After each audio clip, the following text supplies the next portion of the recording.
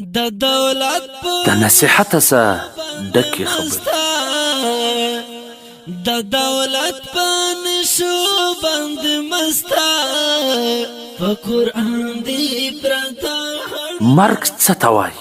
الله جل جلاله فرمایي کل نفس ذائقة الموت، هر ساه اخیستونکی به د مرګ خوند ګوري. اوس مرګ دی څه؟ مرګ په خپله اعلان کوي انا الموت الذي افرق بین البنات والامهات، زه هغه څوک یم چې د مورو د لوڼو په مابینځ کې جداوالی راولم. انا الموت الذي افرق بین الاخ والاخوات، مرګ وای زه هغه څوک یم چې د ورور او د خوند په مابینځ کې جدایي راولم. انا الموت الذي افرق بین کل حبیب، زه هغه مرګ یم چې د هر دوست په مابینځ کې جدایي راولم.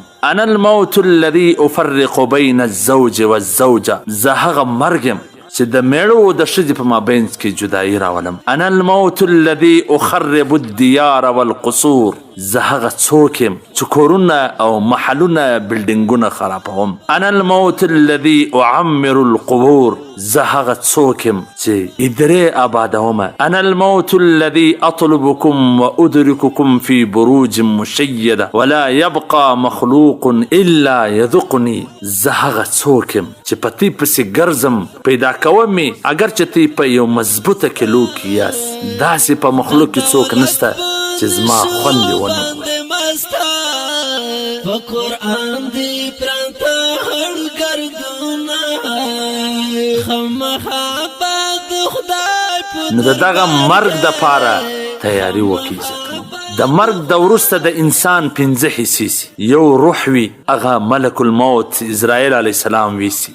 دویم د انسان جسم بدن وي چې هغه چنجان وخوري. دریم د انسان مال وي چې هغه وارثانو ته پاته سي. څلورم د ده هډونه وي چې هغه خاورې وخوري. پنځم د ده نیکانې دي چې هغه د ده سره ځي. خو دغه نیکانې چې دی د ځانه سره ویسي، خدا نخستا که ده د چا غیبت کړی و، پر چا تهمت ویلی، د چا سره حسد کړی و، د چا حق ولی و، نو هغه حقدارو ته به دا نیکي ورکول کیږي. بیا که چیرې نیکي ختم سوی، د هغه خلکو ګناه پر ده باندې اچول کیږي. مفلسه دی هغه سړی چې تش لاس پاته سي، ډک لاس کړلی وي تش لاس پاته سي.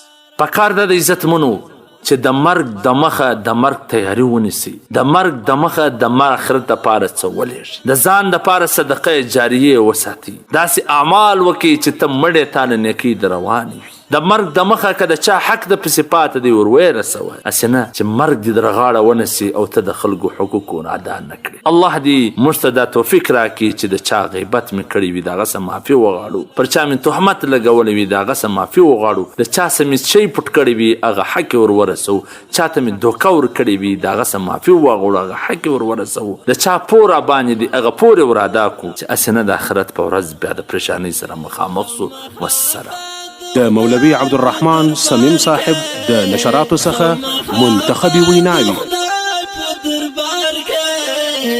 یو ورځ به کوي ځوابونه، یو ورځ به کوي ځوابونه، انسان فکر وکړه مرحلې د ډېر ګرانې، هیڅوک به پاتې نشي په خپل وار دی را روانې، په چا به ډېر ګرانې وي په چا به وي اسانې، نیکبخته به مزې کوي بدبخته ژړاګانې، نیکبخته به مزې کوي بدبخته ژړاګانې،